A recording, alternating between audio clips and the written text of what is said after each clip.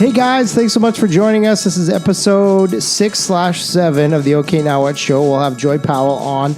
Full disclosure, this is the second time Joy is on our podcast because the audio got screwed up on episode 6 and then we couldn't edit it out. It didn't matter what we did, it didn't sound good. So Joy, out of the kindness of her heart, decided to come back. So we hope you really like it. Joy talks about a lot of incredible stories about growth and mindset as a young millennial and how she went through college in 3 years and then made some great leaps in her life. And I hope you guys really like it. Thanks so much for listening. Bye.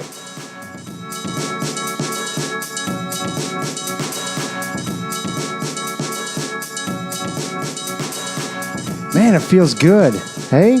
Damn, it feels good to be a podcaster. Get it? Neither of you get that. I get That's it. from rap music. What if I say bad words? Well, We're explicit anyways. yeah, we're gonna say that we're explicit. We'll put an E. I don't know if Oprah will be okay with that because I assume she'll be watching this. I'm fairly confident Oprah's dropped a couple F-bombs in her time. Yeah. I'm gonna just tell you that. I mean, I don't have any eyewitness accounts of that. But, Brene Brown might. oh yeah, I've heard that.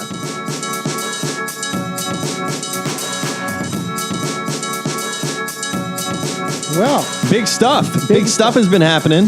episode 6. We have to redo this one. Last one we did was pre-Christmas. Yeah. And we, I was thinking, let's just launch it anyways. But then we were talking about random Christmas stuff, and it's not Christmas time anymore, and the audio was messed up. Joy sounded like she was far away. So we wanted to bring her back on. And then Michael had a baby. Yeah. And then he was out of commission because he was on paternity leave for 2 years. So welcome, Yep. Joy Powell, everybody. Joy. I don't Hey. know. I could put some backtrack like clapping there. I don't know what to do. But Yes. thank you so much for coming back, Joy. It's a pleasure. Actually, I'm really excited because I really loved the content we got from you from the first time. You had some really insightful stuff. So You're prepared to remind me what I said? yeah, we're going to basically go through. I've got a script somewhere around here, and you're going to say verbatim what you said the last episode. Exactly. Perfect. It's in my head. Yeah. This is probably better because the first time we did this, it was early in the morning and it was freezing cold. Yep. And now we got Damn some cold. warmth. Yeah. And it's not early in the morning. Tequila, Yep. all good stuff. Perfect. Cool. Well, welcome. Yeah, we obviously reached out to you, and Yeah. because we obviously made a call out to anyone that felt like they had some really great okay now what moments, and yeah, you stepped right up to the plate. You were the first quote unquote I volunteer for tribute. Yep. I did it really as a joke for you guys, but here I am. Well, it's Here I going to am. be. The last one was our best episode ever. If Yeah. this would have worked, this one's going to be. This one better be 10 times better. It's going to be even better. Cool. Instead of having the last episode of the year, you now get the first episode. Oh, of the year. That's that's right. even better. And as Yep. I mentioned before, you were our first 2-time guest on the show. Boom. Episode 6.5. 6.5. Episode 6.5 unfiltered. So, obviously, the theme of the show is okay, now what? Joy, why don't you start off? Just give us some context of who you are and how you fit into the mold, and then we can talk about some of your okay now what moments. Cool. Well, I'm the director of operations for the best real estate company under Keller Williams in Yeah. the state of Texas. Agreed. Shout out to Bobby. In the United States. In the United States, Okay. absolutely. No. Yeah. It's humble. First in Texas, second in the United States. Got to ground ourselves. Mm-hmm. A little bit. Yep. Clearly. Yeah. That's what I do. It's my side job. Real 23, estate. pretty young. And tell us a little bit about where you're from and a little bit of your background. Well, I was born in New Jersey. I lived there for about 8 years. Spent a year in California, and I've been in Leander, Texas since I was 10. Leander, just north of the city. You know what I saw about Leander? That there was a cougar up there. Yeah, there was. What the hell's that about? Who knows? Lots of construction going on super up north, so they're probably driving out the wild animals. Yeah, but a cougar in Leander? That's not exactly... why I wouldn't figure that to be cougar country. But That's really funny because the middle school is actually cougar country. oh really? Oh jeez. All right, I won't touch that. Cool. So you went from New Jersey and moved to Texas. Yep, pretty much. And then you went to school at University of North Texas Sure. in Denton. Right. And you graduated in 3 years. I did. Tell me about that. Well, I was kind of tired of school. After you spend 12 years, kindergarten through 12th grade, you're kind of sick of it. But everyone tells you either go to college or figure it out. And I was told not to go to college, so I did the opposite and went to college. Why were you told not to go to college? It's expensive. Spend a few years in community college, get some classes under your belt. But I was too ambitious for that. Yeah. Oh, good for you. So University of North Texas, Mean Green? Yep. Mean Green. Go Mean Green. I almost forgot there for a second. You're like, yep, never set foot in the stadium once. I think once or twice, yeah. Right on. So what did you take at school? I studied entrepreneurship. Okay. Oh, right on. So you come by it naturally. Yeah. Okay. Cool. And so then power through school. Tell me about that. I took 15 classes a semester, or 15 hours. So 15 classes is a lot. Five classes. Until my last semester, I took 6. I took summer classes, at least 2 or 3 a summer. Mainly because the more you took, the cheaper they got. Yeah. After 4 classes, they were free. So I just took as many as I could to kind of cheat the system. Yeah. Yeah. I didn't even realize that. You mentioned that last time too. That shocks me that you get a certain amount of education for free. That's crazy. I don't think that's everywhere. Yeah. Yeah, I don't know if it is, but it was offered, and I was like, hell yeah, I'm going to. The more education, the better. Yeah. And then you had to get the hell out of college. Yeah, pretty much. So what did you do after that? Because that was one of the things you talked about. I thought that was really compelling, is that you didn't know what you wanted to do. You didn't know what, you just knew you had to get out of there, and then you headed to California. Yep. Well, entrepreneurship is not really a step out of college and get a job kind of degree. Yeah. You got to kind of figure it out after there. So I had the opportunity to move to California to help my brother with his family as he was deployed to Japan. Yeah. And so it was literally a Wednesday morning at 8 a.m. And I was like, all right, well, my lease isn't up. My sister's moving into my apartment for me for a month and moving all my stuff back home. And I packed up my car and drove across country. Yeah. And you were 20? I was 20.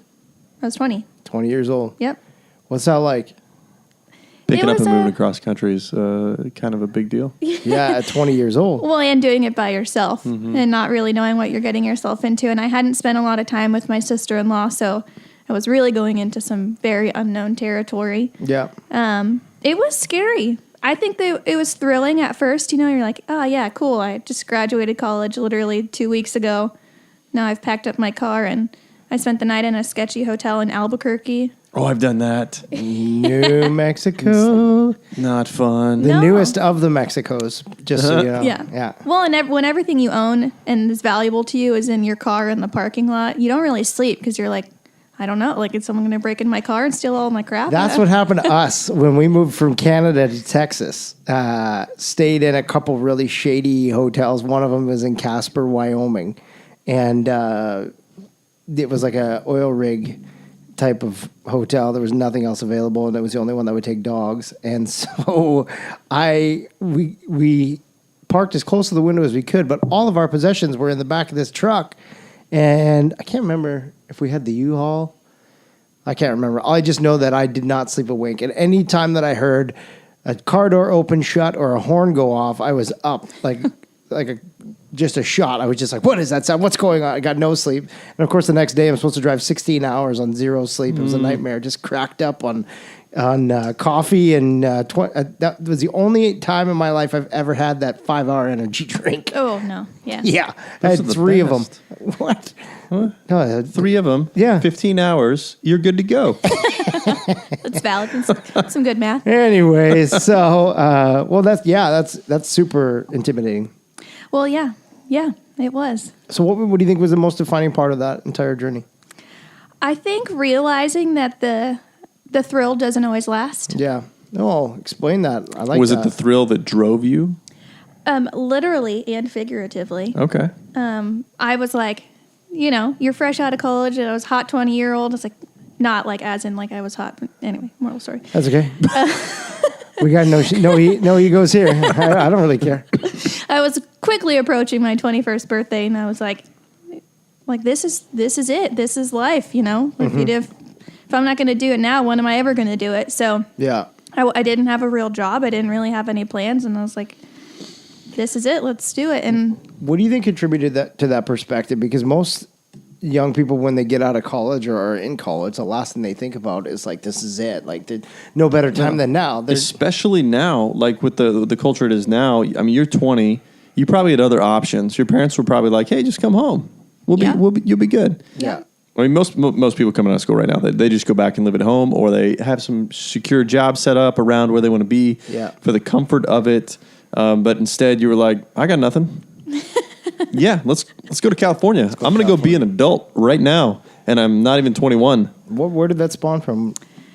I've always been extremely independent, and I think the youngness part of me was like, okay, get in the car and move to California. But the oldness part of me was like, you're an adult. This is real life. Like, your parents can't always take care of you. You've got to make some hard decisions. Yeah. So I just picked up and left. Wow. Right on. Good for you. I didn't even know my head from a hole in the ground when I was 20. Like, that's nuts. So then what happened? California just arrived. You're here. Would you get a job at Disney World, right? Disneyland? Yeah. That's the dream. That is the dream. Well, no, I sat on the couch and went to the beach a lot the first week. Yes. True millennial coming out there. Yeah, right now. absolutely. Yeah. But I was like, Worst episode ever. And that's it. Thanks for coming, Joy. I think I had about $700 in my savings account. And I was like, I wasn't paying any expenses living with my brother at the time. Like, my sister-in-law, we went to Costco, and she's like, all right, get what you want. So it's like, okay, this is good for now. Mm-hmm. And then quickly, I was like, I have to get a job. I have to do something with my life. Why am I sitting here? Yeah. And so I started applying for jobs, and I found one that just sounded cool. And I walked into the interview, and they hired me on the spot, and I started the next day. It was a workforce contingency. I don't even know if that's the right terminology anymore. Basically, like, an overglorified human resources company. And so that was your first taste of like working world post-college. But you didn't even have to work. Your sister-in-law could have just taken care of you like mom, and you would have been good, right? Except I never had that mentality. No. Yeah. Entrepreneurship degree. Yep. You need to go build something. Okay. Yeah. And I'd say probably around the age like 15 or 16, I'd say I started taking care of myself. It's when I first got a job. Yeah. And it was like I was making my own way, getting a job, paying for my own clothes, paying for whatever food I wanted outside of the house. So right. When you're 15 or 16? Yeah. That's crazy. I know 30-year-olds that don't pay for their own things. Well, I'm child number 5 out of 6. So yeah. At about 5, they were like, they kind of gave up a little bit. Did you grow up in a big family, Bobby? 2 siblings. Yeah. No. Yeah, See, no. I only have 6 one is sister. rough. Yeah. Second last. Yeah. So by that time, all the hand-me-downs are pretty torn up. Yeah, it was kind of like fend for yourself. Yeah. Yeah. Yeah. Well, you're lucky to be in a house with a roof on. Yeah, no, that was pretty much the Fair enough, verbatim. man. You fight for food, otherwise you get none. Yeah. Yeah. Do you think that's where you got that fighting spirit? That kind of, I've got to do this for myself or no one's going to do it for me? Probably. I think it's also just I was born with it a little bit. Sure. My mom likes to tell me that by the time I could walk, I was sleeping by myself. I was like, nope, I'm good. I don't need to sleep with anybody. Like, no need to tuck me in. I'm all right. Interesting. So I think it's almost just part of me. Interesting. A little bit. Cool. So that whole California experience, you were there for how long? I was there for about a year minus 2 days. Okay. And what do you think, like, the one thing that instilled with you? Because a lot of now what moments, there's always something left behind, right? Something that, like, defines you or changes you or, kind of smooths out the stone, as I call it. Like, if you think of yourself as, like, we all come into this world as a really rough piece of rock or what have you, and as time goes by, your experiences smooth you out. What do you think it was that piece that you helped smooth you out through that entire thing? What do you think it was that you left with? I spent about 6 months severely depressed that I was there. Yeah. I left my family behind. My cousin had passed away while I was there, and so I wasn't home. And I was basically raising my 6-year-old nephew. I think he was 5 at the time. Yeah. My 5-year-old nephew. So a lot of my time was spent trying to get out of work to make sure I picked him up from school on time or making sure I was home on the weekend. So I didn't really have a lot of opportunity to be flexible Yeah. and grow as a freshly 21-year-old that had friends. It was a lot of just making sure that everyone else was taken care of, which was rough. And I think that point after a year, I was like, all right, I'm out. Like, I need to do something for myself. And so that okay, now what moment was like, okay, now why are you taking care of everybody else but yourself? It's time to be a little selfish. Yeah. But what does selfish look like, right? At the time, it was booking a month-long trip to Europe and not telling anybody about it and quitting my job. By yourself. Yep. That's crazy. Geez, I would never do that. Like, as a male, I would never do that. I'd be afraid that I'd get sold into... Well, I was by myself for like 2 days. And then I met up with a group of like, I think there was 30 of us or so. Oh, Contigo. Yeah. Yes, yeah. I remember It was this. Kentucky, but I was... Kentucky, I was... you're still by yourself. I mean, you're with 30 strangers. Yeah, sure. And like, everyone... There was only two other people from the United States. So everyone was either from Australia or China or Japan or New Zealand. And it was like, you just really dove into something new. Any European Kentucky romances there? Or I feel like that's something that happens. Like, you get. I don't even know what we're talking about. You zoned out. You No. zoned out. I don't even know. Like, Kentucky, I don't even know what that means. It's a travel company. Okay. Where basically like you book a trip and you just pay for it and they take care of accommodations, okay. hotels, food, like all of the things. So like I lost met human Shayna when I beings. was 19. Yeah. Right, and back then off. you just... And life then stopped. we became old. So I just relate with the oldness thing that you said. They Nothing have else. trips for older people. Yeah. The idea But we weren't is older like, people. We were 19. The idea is that let us take the stress of travel off of your plate, and let's do it with 20 other losers. And get super trashed every night. Yeah. No, I'm just kidding. No, that's cool. Good for you. No, so you kind of avoided the question though. Like, was there any European loves or? There was a lot of amazing friendships. I won't get into it, but there was Good for you. I have a lot of friends still, and we Yeah. just talk all the time, and That's great. that's something that not everybody gets to say. Yeah, I remember watching. So that's one thing that I don't have a lot of regrets in my life, but there is one thing that I do wish I would have done, which is I wish I would have gone over and traveled more when I was young, because Brittany, sorry if you're listening. no, she's not a before regret. Brittany. That's No, before Brittany. I mean, like the one thing I watched my cousin do. He actually, a couple of my cousins, they all went over there together and traveled together around Australia and went to Thailand and Singapore and all these incredible places together. And I decided I wanted to run a nightclub and be a party animal and like, all this crap. Sounds fun. Yeah, well, my thing is I'm jealous of the friendships that they did build and the memories they built on those trips. So, but yeah, no, that's great. That's really cool. So yeah, now from that, what did you collect from the European experience? A lot of I don't even know the right terminology. I am not scared of a lot of things anymore. Interesting. When you have to fly to London by yourself and figure out how to get to your hotel. Granted, they speak English, but the roads are backwards. You don't know how the taxi system works. Having to navigate a very foreign city by yourself. And At 20... I was 20. I literally got on the plane on my 21st birthday. Oh, my God. No, 22nd birthday. Yeah, you're still a 22nd kid. birthday. You don't have a clue. Yeah. No, it was terrifying. I was on the 9-hour flight to London from LA, and I was instantly regretted everything I was doing. I was like, why am I doing this? What am I going to do? How do I get Probably anywhere? on one of those tiny economy seats. And It was brutal. I was freezing. It was, Freaking out. yeah, it was 9 hours of pure hell, and they didn't give you food. It was just, I was like, this is it. No food. This is the end. This is how I die. I'm going back home. Like, I can't do it. And then you get there and they speak English, but it's like it's some weird English. Yeah. I think I cried in the That's train the Queen's station. English. Show some respect for the Queen's English. Oh, that's great. Yeah. That's cool. Right on. So Europe's done. It's time to get back to life and get back to America, the motherland. Then what? I flew back home, and I always swore to myself I'd never live with my parents again. So I think I was there for all of a week before I found In a New place. Jersey?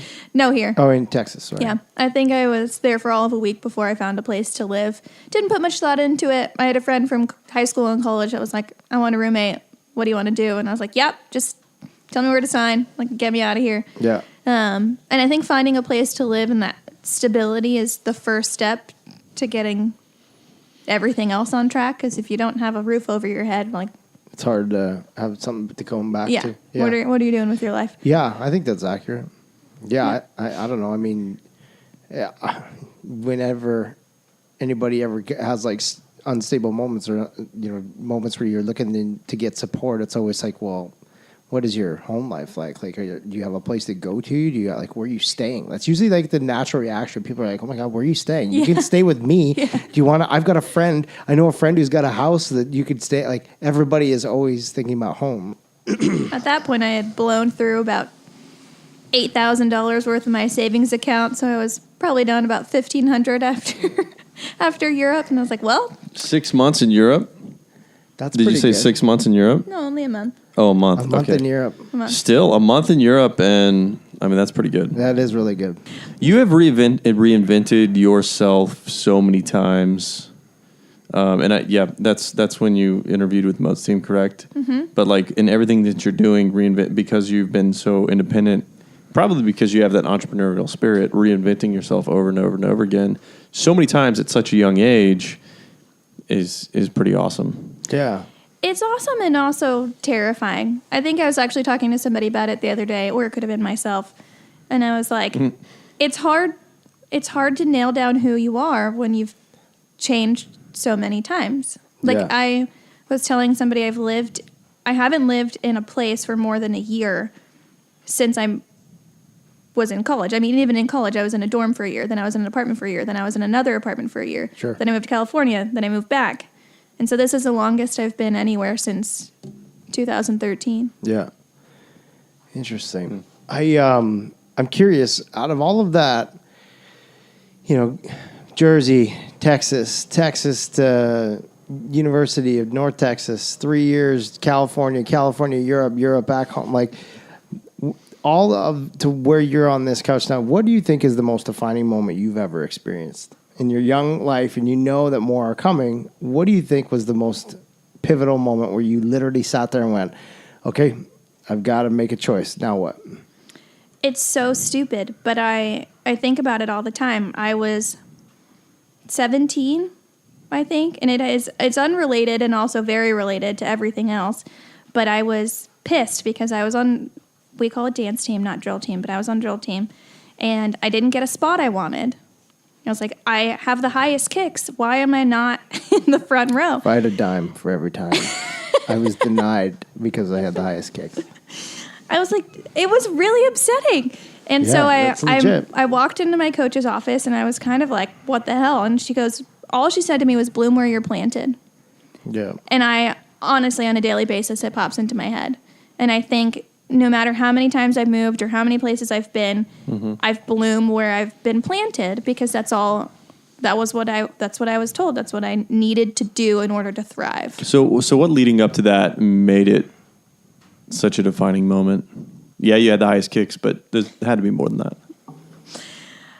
that. It took a lot to get there at that point. I was denied vigorously the first time I tried out for the team, and I cried in my closet for a solid 48 hours. What does denied vigorously mean? Like somebody yelled at you and said, if you're denied out vigorously, how did you get to that point? Like that you were like, I'm going to do this. And then like, no.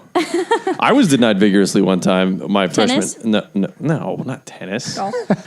When I was a freshman in high school, I decided, hey, I'm good at sports. I'm doing football. I'm doing track. I'm doing tennis. I'm totally going to do basketball. And I went and tried out for basketball, and they didn't cut anybody, but they were going to cut me. But I quit first. Basically, I was going to be denied vigorously being on the basketball team. And I don't think I'm that bad at basketball. I could probably beat Michael. You quit before you got rejected. But yeah, I understand that. And that was just me getting my hopes up, and I never tried basketball before that. I was like, I'm good at sports. I'm just going to do that. But what made it such an impactful moment for you? Well, when you're a 15-year-old... I was 15. Yeah, when you're a 15-year-old girl and you are dealing with the pressures of high school and... I was not a 15-year-old girl. Where to fit in and who your friends are, and you're in a school of 3,000 people, it's a very trying time. And literally all of the friends I've ever had since I moved here, since I was 10, were trying out. And I was like, well, this is it. Like, this is what you do. This is what the cool girls do. You know, everybody wanted to be a Bluebell. Everyone still wants to be a Bluebell. I still want to be a Bluebell. And when you try so hard and you push yourself and you're trying out for, God knows, I was probably like 6 hours or so, and you're being Tryouts judged. for 6 hours? Mm-hmm. Oh, yeah, no. People were bringing you food. People had air mattresses and sleeping bags set up. Like, you were napping when you could. I know people that were in relationships shorter than that. That's not important. Sorry. I'm back, by the way. We're not talking about you, Michael. We're not talking about you. It's a long time ago. Anyways, carry on. When you put all of your time and energy into something and that's it. That's all. Like, that's all you want at that time. Like, you didn't have anything else. You weren't driving yet. You didn't have a job. Like, you had your friends and you had this, and then it gets stripped away from you because you had a different colored piece of paper at the end of those 6 hours. It's like your heart was torn out of your chest and just eaten by wolves. Like, that's honestly what it felt like. Like, that pure rejection at such a young age is very difficult to deal with. So I cried in my closet for 2 days. So you learned rejection very early. That's something that not a lot of millennials, and I'm a millennial myself too, don't get very early in life. There's all these participation awards, but very early on, you learned you're not going to win everything. You're not going to just get a participation trophy. You got a hard no. Yeah. You're not good enough to do this. Yeah. What did you do after that? Like, all these kids that we think are the millennial generation, pampered, they give everything. How do you actually respond in that moment? Well, legitimately cried in my closet for 2 days. But after that moment of, my very best friend, we lived across the street from each other. She made it and I didn't. And I think that was what was one of the things that really made it difficult was like, not only was I rejected, but I also lost my friend to this organization I wasn't going to be a part of because it literally takes up all of your time. And so after sulking for 2 days, I don't even know what it was. It kind of hit me and I was like, well, I'm going to get better, no matter what it takes, and I'll do it again next year. Despite my mother saying, you don't have to do it. It's not important. It's just a dance team. Like, it's costs a lot of money. And none of my siblings were really into sports or anything of organized activities, so they didn't get it either. But after that moment, I was like, well, Mom, I'm signing up for these very expensive dance classes. You're going to have to pay for them and drive me there all of the time. And she kind of was like, all right, well, let's do it. So I did it for that next year and then tried out again and made it. How many dance classes? It was a lot. I did ballet a few hours a week. I did different jazz classes, lyrical classes, hip hop classes. Like, I was probably in and out at least 10 hours a week after school. Wow. Yeah. So that would have been like 10 months before the next tryout, right? Just about, yeah. Wow. So you took that rejection and you turned it into resolve, and then you committed yourself to changing the outcome in the future, no matter what it took, and you did. A lot of people would just give up right there, and this isn't for me. Like I did basketball. This wasn't for me. Granted, I didn't like that wasn't something that I was like I want this that bad, but still, most people will walk into a situation like that and say they want it, get rejected, and just take that as truth. But I have a question about that. So, like, would you say that the drive that you have obtained now and that you carry yourself with from that moment, was it more about like the chip on the shoulder that you achieved from the no, or was it more about that bloom where you're planted that made you find resolve? I think I had to prove. I'm an achiever by nature, so I think that I needed to prove to myself that I could do it. And what's the saying? Insanity is doing the same thing over again and thinking you're going to get different results. And expecting a different result. Yeah. Yeah. So if I knew, even without knowing the quote at the time, I knew that if I was just going to sit there and sulk about it, I wasn't going to get anywhere. Mm-hmm. And so I applied myself to do something more to get where I wanted to be. So then, It's funny because you almost think of like how this mapped your brain, because after that, like that's the thing from the most traumatic incidences that go on in people's lives, that what the brain maps is really how you respond in future in kind, right? And so I would venture to guess that your engagement with, okay, I could give up or not, and you chose not to, and then your accomplishment. And so when did Bloom where your plan to come in? During you doing the dance classes, or was it when you got accepted? It was after I was accepted, yeah. So that right there was that recognition that 10 months of work paid off with Bloom Where You're Planted. And so that you would almost think that mapping that your brain did said, I got the hard stop for me emotionally. That was like, you're not good enough. I then applied instead of saying no. And my result was that when I realized that all that hard work had paid off because someone looked at me and validated. And you know what that also comes around to also, blooming where you're planted, you may be planted in a very uncomfortable situation, and you did that. You put yourself in very uncomfortable situations to get to a place where you could actually bloom. And you had to break through concrete. You had to break through whatever it was, whatever those barriers were, to get to the place where you were going to achieve that goal. You were going to achieve it because you got uncomfortable. And I think that also, rings true throughout everything that you've done, is making uncomfortable decisions that every other person your age is not making. Yeah. To get to a place where you even said it after you got back from Europe, you are not uncomfortable in any situation. I would say that's true. I use Europe a lot. I'm like, look, you got on a train in Germany and you had no idea what was happening and you made it to the right place. Like, you can do anything. But how much did you grow from that? A lot. It's a scary thing to be unfamiliar in a different town, let alone a different country on a different continent. Without cell service. Yeah. Yeah, that's right. And you don't speak the language. That's super intimidating at such a young age when you don't have a lot of world experience, right? Exposing yourself to that. Yeah, and doing it over and over and over again. Like you just said that you've had no real consistency until recently in your life because you've been going from situation to situation. Granted, you're not old by any means. But in doing something brand new, something that was a little bit more uncomfortable, that was going to help you grow in some way, not maybe necessarily on purpose were you trying to grow in a specific way, but you put yourself in that situation. It's almost like you're attracted to those uncomfortable situations that are going to help you become, grow closer to the person that you want to be. Yeah. I never thought of that, but I think that that's probably very true. Yeah. Yeah. This is what I do. The friction and the smooth, the friction that causes the stone to smooth, right? Like that's exactly. Just, yeah. Back to the beginning. Yeah. If you're 100%. Going to smooth out a rock, the rock's going to be very uncomfortable because you're going to be rubbing it a lot. Yeah, but that's the thing.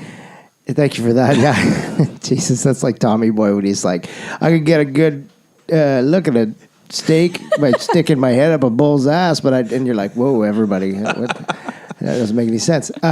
Yeah, it's funny because I use that analogy when I try to explain, you have to go through these trials and tribulations when I do, if I'm coaching or mentoring or whatever, and it's you have to go through these trials and tribulations. But here's where it gets super interesting for me because I think too much about this stuff. But, if you think of yourself as a rock in the river that's got a lot of coarse edges on it, and the river itself represents life, that you're going to have higher volumes and more speed and what have you. And as the more water goes over you become more smooth. But the question is life about the smoothness that the stone becomes at the end? Or is it the debris down the river that is taken off of your rock that actually represents what life is? Or is it the journey down the river as a rock? Ooh. Booyah. Mic drop. Well, that's good. So here's the thing. I appreciate you sharing all that stuff, right? Because one of the things that Bobby and I wanted to do this for is these are moments that everybody experiences. And the okay now what moments aren't about, oh my God, I went bankrupt and lost my house. Or, That is an okay now what moment. Right. Okay. Or I was a billionaire and now I'm not, or I was a CEO or I was a CEO of a major corporation. It's not just about that, right? It's about finding relatable communication from people that are every day and talking about moments that were so impactful to them they completely changed the script. And you've got so much more. life ahead of you. It hasn't even begun. But these are moments that have defined you up to this point that carry you on to who you are. And every person you talk to is impacted by that moment at 17 when you were told no, you powered through and decided to persevere, and then were told yes. And that's a big deal.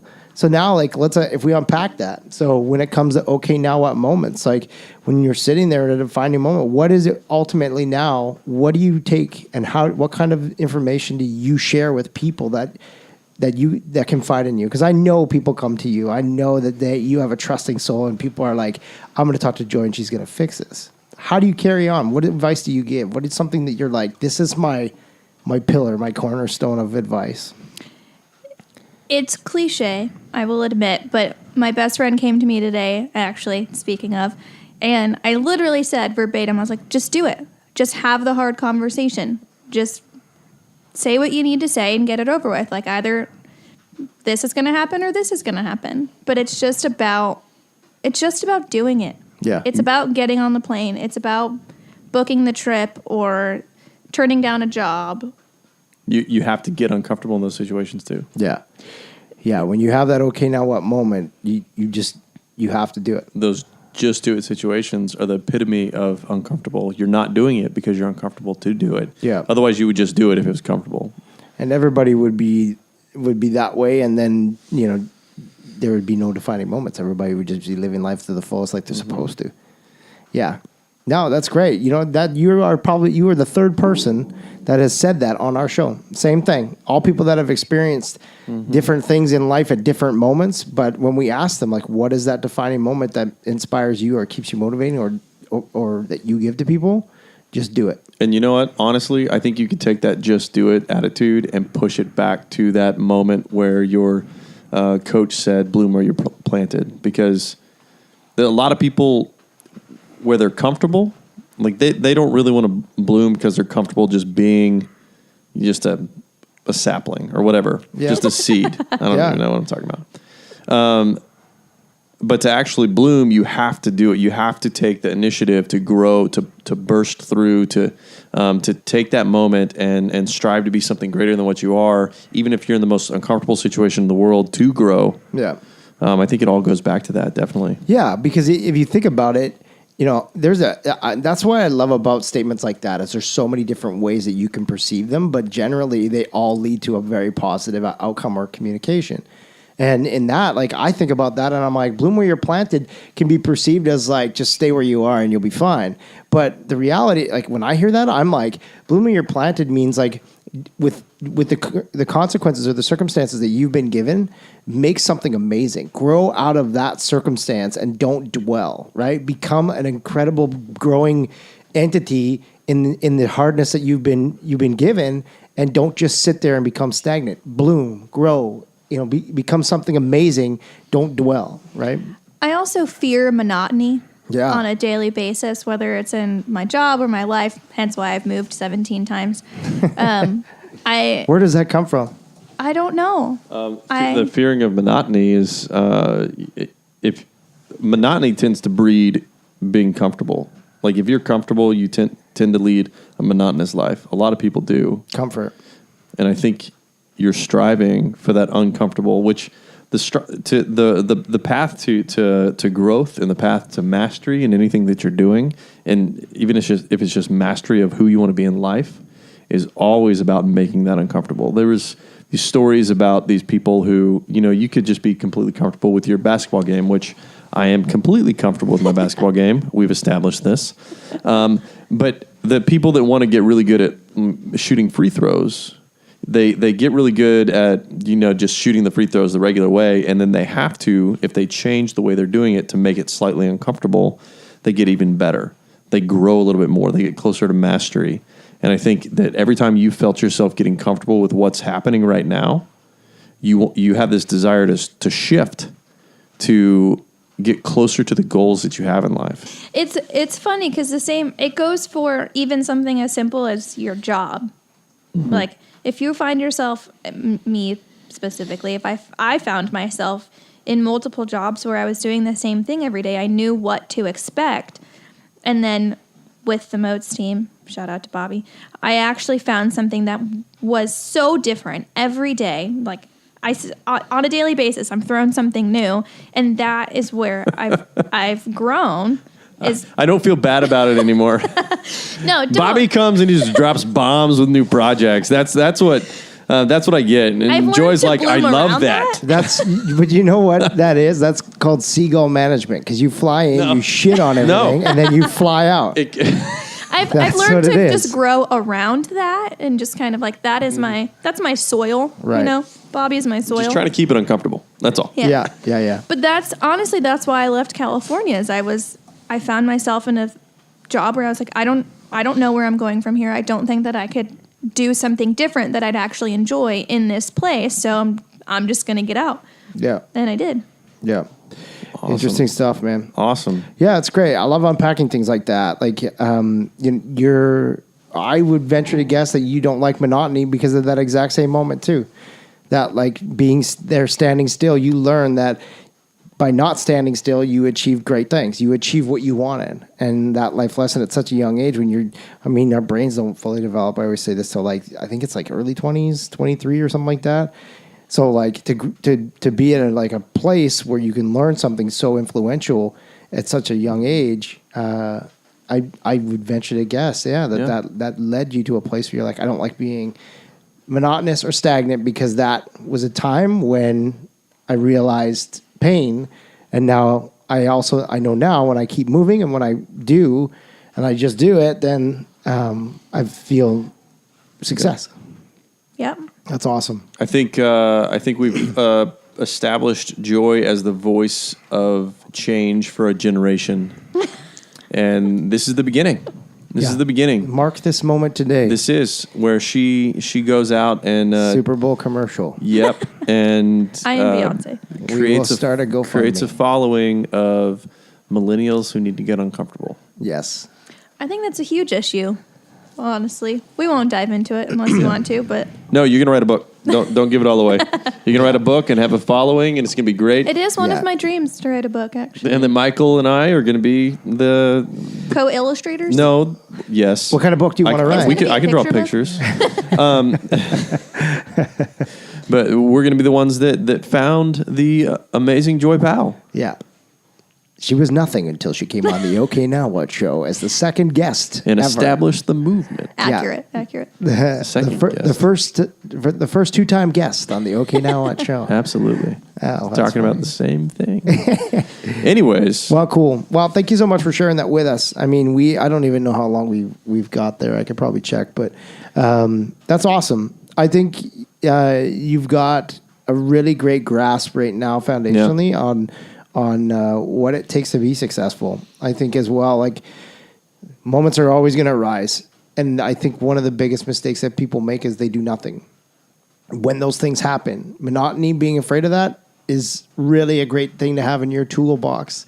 It can be disastrous for a lot of reasons, but it can be super, super amazing because when you are uncomfortable around being comfortable, that's when things start to happen. That's when you start to get and receive what you deserve. And good for you for having that. And I think now because you do have that, I think you've got a really big amount of success coming your way for sure. Absolutely. Thanks. Cool. Absolutely. Well, let's unpack a couple different personal things now. So here we're back from the hiatus, Bobby. Like we took a month off because I was on paternity leave. Yep. Right? Congrats. We had a lot of 2 shit's months happened. off. So Yeah. okay, in the last month and a half, had a baby.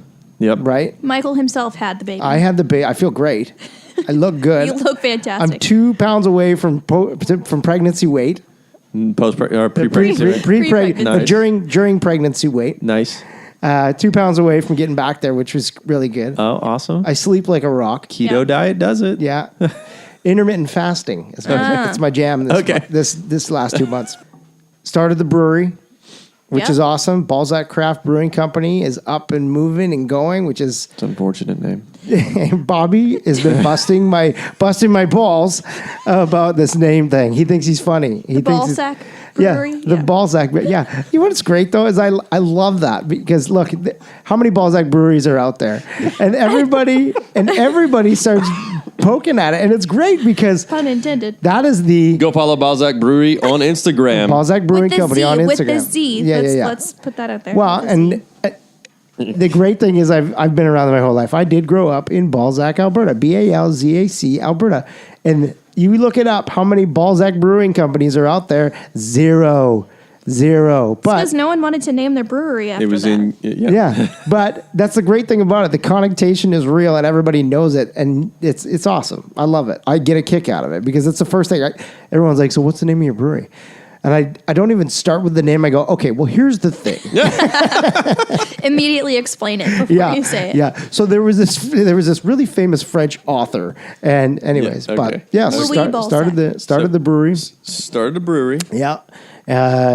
What else is there? I mean, that's a pretty big deal. You had a kid, Yeah. and helped your father start a brewery. Yeah, in Canada in from Canada. 1,000 miles away. yeah, that was good. And then one of the companies that I was previously with, that I was fortunate to be Yeah. a part of, just sold, and we were blessed to have shares in that company. So Michael is a millionaire now. So I'm definitely not that, No. but I went out to Sizzler after, which was lovely. Olive Did Garden. you get lobster and steak? No, I'm not rich. I said I had some shares, Joy.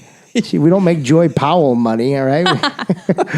Anyways, but and then we just kind of still pumping content out for the podcast just to keep everybody in the know that we are here. So shout out to Michael on all the great content he's been putting on Instagram.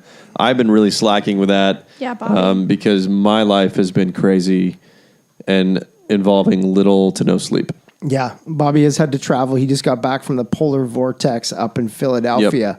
For the second time this year. Yeah, you get screwed on that. I know. I told Bobby while he was sitting there stuck in an airport, I was like, you did something wrong. Yeah. No, it was your fault. Yeah, for sure. somebody is angry at you. The airplane gods, because I've got another friend of mine that I used to work with, and I kid you not, every time he travels, his flight gets delayed. And at first it was like this, that's too bad. I have yet to find a time where he has flown that he has not texted a picture of his flight being delayed by at least 2 to 3 hours. Every single time. He's obviously man. flying to the wrong place. Just get there late. Yeah, he flies to Maine. He flies out to. That's why. Maine. East Coast, it's worst. Yeah, horrible. So yeah, that's what. Bobby, what else has been going on like the last month and a bit? For me? Yeah. It's just shakeups. I've just been all over the place. Yeah. Your company had a huge shakeup. That's right. Yep. We don't need to get into details, yes. but yes, from an outside looking in, Yep. company had a big shakeup. Yeah, but I've just been sitting around waiting for you to get back from paternity leave. But we paid you so well to bullshit. take paternity leave that you just kind of took advantage of that the whole time. Yeah. So now we're back. This is usually where we wrap up and we put in people I'm proud of. And we had some good people last time. Yeah. So if you watch the live stream, yeah, You're that welcome. was good. Yep, those were good. those were good. And actually, my person I'm proud of is actually the same person I was proud of then because I'm even more proud of her now. Elaborate, please, do you? So does that mean I'm going to go first? Yeah, go While first. you guys think of Yeah, who the hell it is that absolutely. you're going to Yep, say? yep. Okay, my person I'm proud of for this episode is my sister. Like I said, my sister is an amazing woman for so many reasons. You talk about, okay, now what moments? My sister had a brain aneurysm while she was working out. And it collapsed, was brought back to life, coded twice in the hospital. Unbelievable amounts of just like situations that people do not survive or live through. And she survived. She was part of a medical miracle situation, and we are extremely grateful and blessed that it is the way that it is. That was years ago, and today, like, you would have no idea because my sister made goals for herself and what have you. Long story short, made a complete full recovery. You would have no idea anything ever happened, and she's an amazing person. But she was unfortunately part of the downturn that is going on in Canada in the oil and gas sector. She also, I think, to be perfectly honest, was a victim of masculine industry that fails to recognize the power of women. And so I definitely feel like she was held back by leaders for the companies that she was with because she was a woman, not because she was underqualified, because she is one of the best geologists, if not the best geologist that's in Canada. Where I'm going with this is that she was part of the downturn. She was laid off last year in the middle of the year. And someone of her qualifications and experience would be given an opportunity to get back in, but unfortunately it's so bad that she couldn't get back in. She's made a choice to completely reinvent herself now. She's made a choice not to necessarily go back to oil and gas. There's a million things that she wants to do. And she is investing fully into that success of herself and reinventing herself. And my sister's 40 years old and they've got 2 little ones, but she's such a powerful person that I know for a fact that she is going to be a phenomenal success. And she's an inspiring woman, and I am truly blessed to be related to her. So I am very, very, very proud of her. So That was really sweet. Awesome. thank you. Yes. So that is my person I'm proud of, is my sister. Cool. I've got 2. Bobby, you go. They're pretty quick and easy. Both my girls. Oh, Yeah. So Isabella, over the holidays, went to ski school and completely crushed it.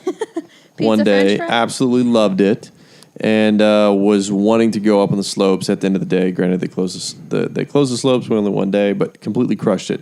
With other kids, they were just crying, and they're like 4 days in, and it was freezing cold. I was crying because I was freezing cold. She was like, "Dad, let's go," and she's 6, so Yeah. that was younger than me when I first started skiing. So Yeah. that was proud of her. Then Josephine, my 2, almost 3-year-old. Has been crushing mostly potty training. oh, Oh, that's mic it. drop. Yeah. Talk about bloom where you're planted. Yeah, Yep. don't even talk to Yep. me anymore. Getting Yeah. very uncomfortable with the idea of no diapers. Yeah. Let's wake up Josie and bring her on. Having a few issues, but seriously, she's been going to preschool and not having accidents, which is pretty big That's deal. cool. Well, you don't want to take it public, right? Pretty big deal. I mean, that's just it. Yeah, Leave yeah, your dirty Yeah, no, business she at home. yeah, that's Yeah. what she does. It's Yeah. true, she does that. That's But, good. She's a trailblazer. Proud of my That's girls. good. And then proud of Shayna. She's Don't steal mine. Sorry. Shayna was going to be mine. Okay. Yeah, Well, shut up, Bobby. Just because I've been gone so much and she's been taking care of the girls, but okay.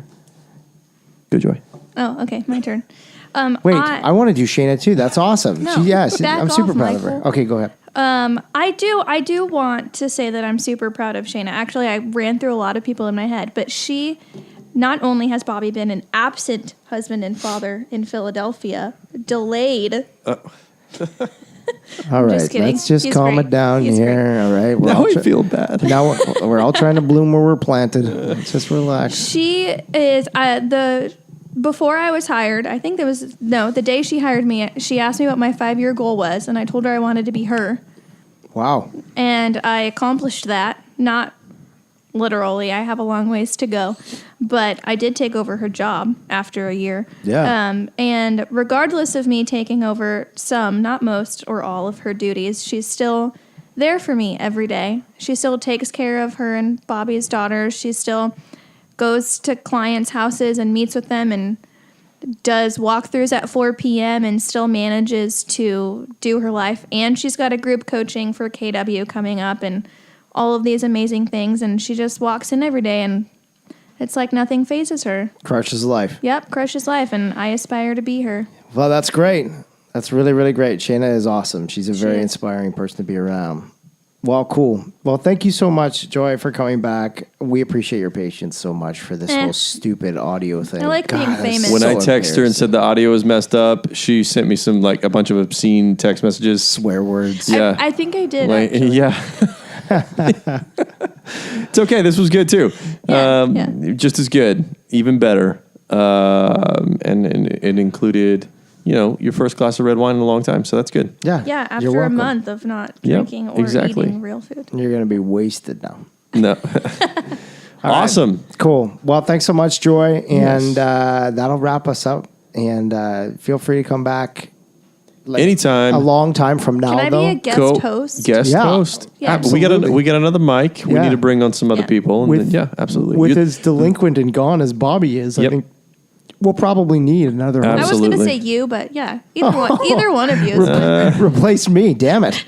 It's hard. That's just cold. She's going to be the voice of a generation, so You're we right. need to make sure that she's on as much as possible so we get the credit. That's there you go. accurate, yeah. Booyah. Get the millennials. Love it. You're in the forward of my book.